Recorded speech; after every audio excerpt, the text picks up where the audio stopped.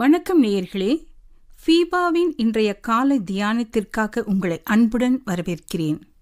FIBA நேயர்களுக்கு அன்பின் வாழ்த்துக்களை தெரிவித்துக் கொள்கிறேன். இந்த நாளிலும் யோவான் எழுதின சுவிசேஷம் 2வது அதிகாரம் 13வது வசனத்திலிருந்து 25வது வசனம் வரைக்கும் உள்ள கர்த்தருடைய வார்த்தையில் நாம் தியானிக்கிறோம். இந்த நாளிலே சீர்திருத்தும் இயேசுவை குறித்து நாம் பார்க்கிறோம்.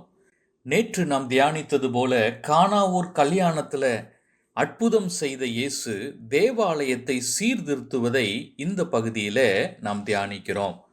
13-14 வசனங்களை நாம் வாசிக்கும்போது, தேவாலயம் சந்தை கடையானது, அது தொழுகைக்குரிய இடம், அங்கே தேவ பிரசன்னம் உண்டு, தேவாலயத்தில் ஆராதிக்கிற மக்களுக்கு விடுதலையுண்டு, புறஜாதியார் தேவனை தொழுது கொள்ளும் இடம் வியாபார ஸ்தலமாக மாறியிருந்தது.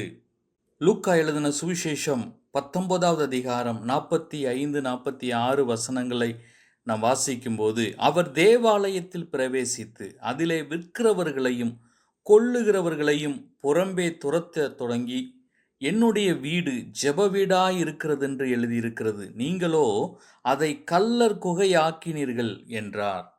எனக்கருமையான கர்த்தருடைய பிள்ளைகளை, இன்றும் திருச்சபைகள் வியாபார ஸ்தலமாக மாற்றப்படுகிறதே. நாம் ஜெபிக்க அழைக்கப்படுகிறோம். தீர்க்க தரிசனம் சொல்ல இவ்வளவு என்று பேரம் பேசும் அளவுக்கு ஊழியம் வியாபாரமாக மாறிவிட்டது. தனி வாழ்விலும் கர்த்தருடைய இடத்தில் இன்று பணம் உட்கார்ந்திருக்கிறது. தேவனுக்கு நாம் கொடுக்கும் முக்கியத்துவம் என்ன என்பதை சிந்தித்து பார்க்க நாம் அழைக்கப்படுகிறோம். இரண்டாவதாக 15வது வசனத்திலிருந்து 18வது வசனம் வரைக்கும் நாம் வாசிக்கும்போது, அங்கே கயிறு சவுக்கானதை குறித்து நாம் பார்க்கிறோம். இயேசுவின் பக்தி வைராக்கியம் இங்கு வெளிப்படுகிறது. தேவாலயம் இருக்க வேண்டிய நிலையில் இல்லாத போது இயேசுவின் கோபம் வெளிப்பட்டது. அதனால் அங்கிருந்த ஒரு கயிறு இயேசுவின் கைகளில் சவுக்காக மாறியது. நம் வாழ்வு, குடும்பம், ஊழியம் ஆகியவற்றில் தேவனுக்கு பிரியமில்லாதவை நடக்குமானால் இன்றும் சவுக்கை எடுக்க அவர் தயங்குவதில்லை. பழைய ஏற்பாட்டு காலத்தில் தேவ தண்டனை உடனே வந்தது. புதிய ஏற்பாட்டு காலத்தில் நியாய தீர்ப்பின் நாள் நமக்காக காத்திருக்கிறது என்பதை நாம் ஒரு நாளும் மறந்துவிட வேண்டாம். எபிரேயர் 2வது அதிகாரம் முதல் 2 வசனங்களை நாம் வாசிக்கும்போது, நாம் கேட்டவைகளை விட்டு விலகாதபடி அவைகளை மிகுந்த ஜாக்கிரதையாய் கவனிக்க வேண்டும். ஏனெனில் தேவதூதர் மூலமாய் சொல்லப்பட்ட வசனத்திற்கு விரோதமாக எந்த செய்கைக்கும் கீழ்ப்படியாமைக்கும் நீதியான தண்டனை வரத்தக்கதாக அவர்களுடைய வசனம் உறுதிப்படுத்தப்பட்டிருக்கிறது என்று நாம் வாசிக்கிறோம்.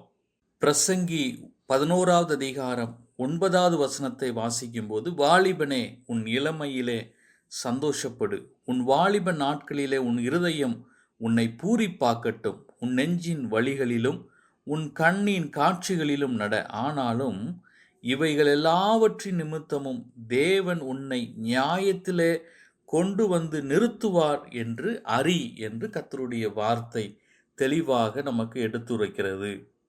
கடைசியாக யோவான் எழுதின சுவிசேஷம் 2வது அதிகாரம் 19வது வசனத்திலிருந்து 22வது வசனம் வரைக்கும் நான் வாசிக்கும்போது, சரீரம் ஆலயமாக மாறியது. இயேசுவின் செயலுக்கு அடையாளம் என்னவென்று யூதர்கள் கேட்டனர். அப்பொழுது அவர் தம் சரீரத்தையே ஆலயத்திற்கு ஒப்பிட்டு பேசினார்.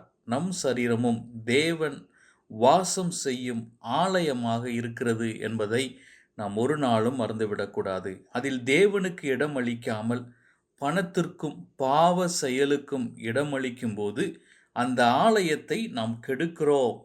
ஆகவே அசுத்தங்களை களைந்து தேவன் தங்கும் ஆலயமாக நாம் மாற வேண்டும். 1 கொரிந்தியர் 3வது அதிகாரம் 16-17 வசனங்களை நாம் வாசிக்கும்போது, நீங்கள் தேவனுடைய ஆலயமாய் இருக்கிறீர்கள் என்றும் தேவனுடைய ஆவி உங்களில் வாசமாய் இருக்கிறார் என்றும் அறியாதிருக்கிறீர்களா? ஒருவன் தேவனுடைய ஆலயத்தை கெடுத்தால் அவனை தேவன் கெடுப்பார். தேவனுடைய ஆலயம் பரிசுத்தமாயிருக்கிறது, நீங்களே அந்த ஆலயம் என்று கர்த்தருடைய வார்த்தை தெளிவாக நமக்கு போதிக்கப்பட்டிருக்கிறது. தேவ ஆலயமாகிய நம் சரீரம் எவைகளினால் கரைபற்றிருக்கிறது என்பதை நாம் சிந்தித்து பார்க்க அழைக்கப்படுகிறோம். ஆண்டவரே, உம்முடைய ஆலயமாகிய என்னுடைய சரீரத்தை பரிசுத்தமாய் காத்து கொள்ள எனக்கு உதவி செய்யும் என்று சொல்லி ஆண்டவருடைய சமூகத்தில் நாம் கேட்க அழைக்கப்படுகிறோம்.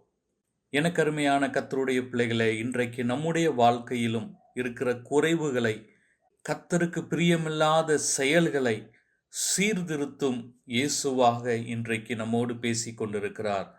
பாவம் நிறைந்த இந்த உலகத்தில் பரிசுத்தமாய் வாழ்வதற்கு ஒரு விசை கூட நம்மையும் அர்ப்பணிப்போம். கர்த்தர் தாம் இந்த வார்த்தைகளை உங்களுக்கு ஆசீர்வதிப்பாராக. ஆமென். இன்றைய காலை தியானத்தில் பங்கேற்றமைக்காக நன்றி. உங்களது கருத்துக்களை பகிர்ந்து கொள்ளவோ மேலும் விவரங்கள் அறிந்து கொள்ளவோ 9458585042 என்ற எண்ணிற்கோ அல்லது info@fibaonline.org தொடர்பு கொள்ளவும். தேவன் தாமே உங்களை ஆசீர்வதிப்பாராக. ஆமேன்.